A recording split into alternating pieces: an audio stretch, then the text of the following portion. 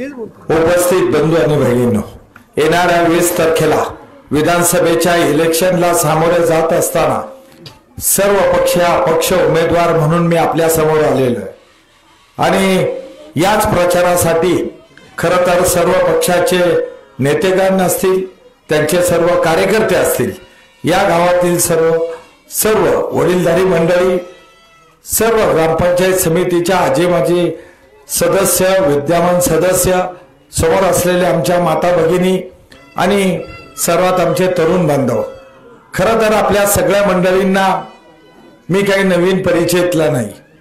मी आपल्या या गावामधील असेल किंवा या मावळ तालुक्यामध्ये सातत्याने काम करत असताना एका राष्ट्रवादी काँग्रेसचा पक्षाचा खरं तर निष्ठावंत कार्यकर्ता आहे आणि हा कार्यकर्ता काम करत असताना कधी आम्ही सगळी मंडळी खोट्या कामाला वाव दिला नाही. परखड भूमिका मांडण्यामध्ये माझी ख्याती आहे. मी कधीही खोटं बोलत नाही.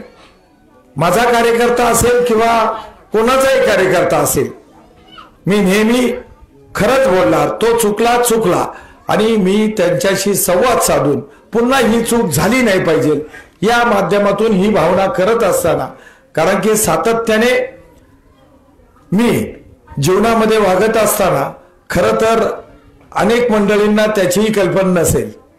मी ज्या पद्धतीमध्ये मी घडलो आणि घडत असताना रस्ता चुकलो असेल, निश्चितपणे आपल्या सगळ्या मंडळींना माहिती आहे. पण आदरणीय भेगडे साहेब असतील, नानासाहेबजी नवले असतील, बापना साहेब असेल आणि इतर नेते असतील या मावळ तालुक्यातील, खरं तर त्यांनी खूप पराकाष्ठा केली आणि माझ्या जीवनामध्ये अतिशय आनंद आणला. खरं तर विरोधी पक्षातल्या लोकांनी सुद्धा खूप साथ दिली आणि साथ देत असताना मी 96 ला नगरसेवक झालो. 25 वर्ष सातत्याने काम करत राहिलो. घाबरू नका सरपंच, कोणी बदनाम करत नाही, आंधळी लोक नाहीये. नाही, हे का सांगतोय, मी सगळ्यात पहिला नगरसेवक झालो या आमदारांनी. या आमदारांना 2019 मध्ये याच बाप्पू भेगडेने भाषण केलेलं आहे. बदनामीला घाबरत नाही. मी 96 पासून तर 25 वर्ष सातत्याने माझ्या नगरपालिकेमध्ये मी काम करत राहिलो आणि ते पण वेगवेगळ्या प्रभागामध्ये. मी 1 लाख लोकांचे प्रतिनिधी करत असताना मी आजही जाहीर आपल्या सगळ्या मंडळींना सांगू इच्छितो, माझ्यावर 1 रुपयाचा भ्रष्टाचाराचा आरोप नाही. त्यांनी तरी दाखवावं माझ्यावर 1 गेल्या 20 वर्षात सातत्याने मला म्हणतात ना, 1 NC नोंदून दाखव. ह्यांनी सांगले खुनाचे आरोप, खुनाचे गुन्हे ह्यांच्यावर दाखल. ह्यांनी मला उथाळ पाण्याला खळखळाट असं दाखवू नये. मी नाही त्यातली कडीला वाटली. या सगळ्या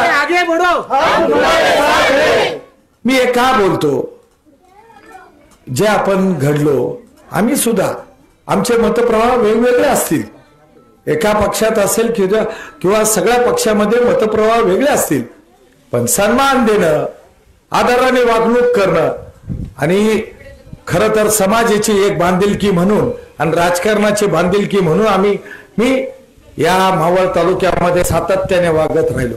अपमान कोणाचा करता कामा नये. कामाच्या माध्यमातून असेल, मागे पुढे असेल, कार्यकर्त्याला ताकद देण्याचं काम सातत्याने आम्ही त्याच माध्यमातून केलं. का केलं की त्यांचा आणि सगळ्या पक्षांचा सुद्धा ध्येय एकच आहे, ध्येयवाद एकच आहे.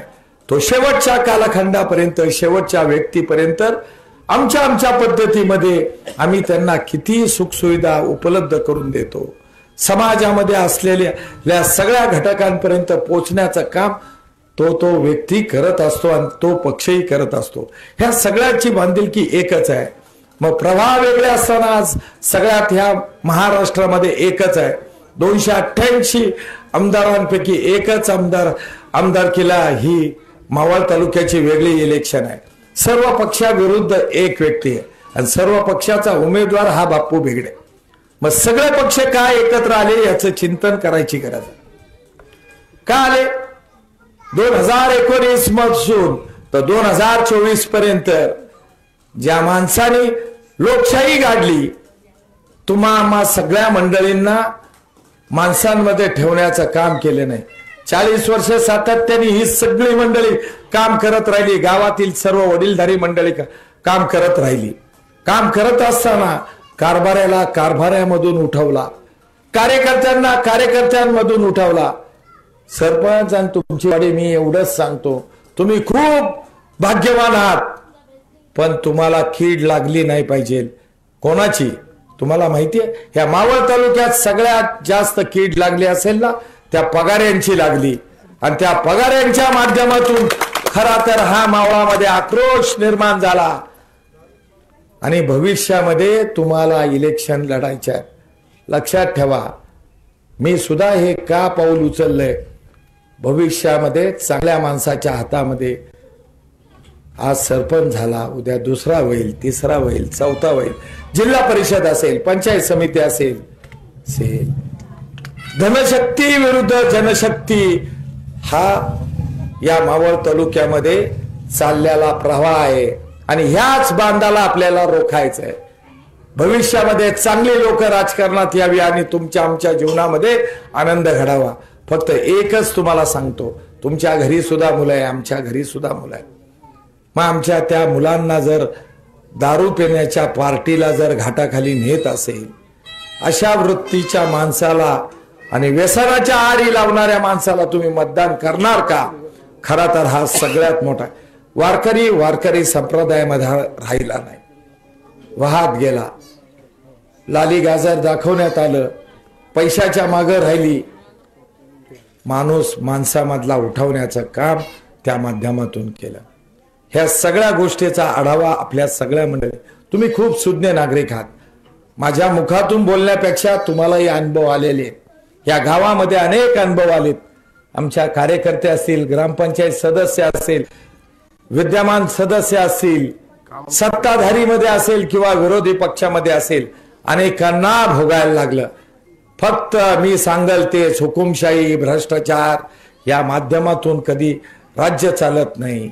हे रयतेचं राज्य आहे, तो विसरलाय.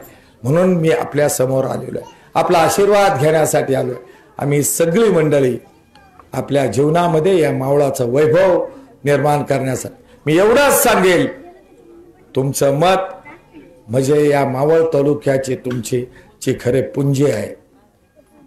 आपण जसं बँकेमध्ये FD करतो, तसं या मावळासाठी तुमची एक मत म्हणजे निव्वळ तुमचं डिपॉझिट राहील आणि तुमची गुंतवणूक राहील. ह्या मावळ तालुक्याच्या विकासासाठी ही गुंतवणूक असेल. मी एवढाच आश्वासन देतो. आणि येणाऱ्या 20 तारखेला पिपाणीचं बटन आपण दाबून शुभ आशीर्वाद द्यावा. आणि ते आपलं चिन्ह आहे 4 नंबरचं बटन आपण दाबावं अशी विनंती करतो आणि थांबतो.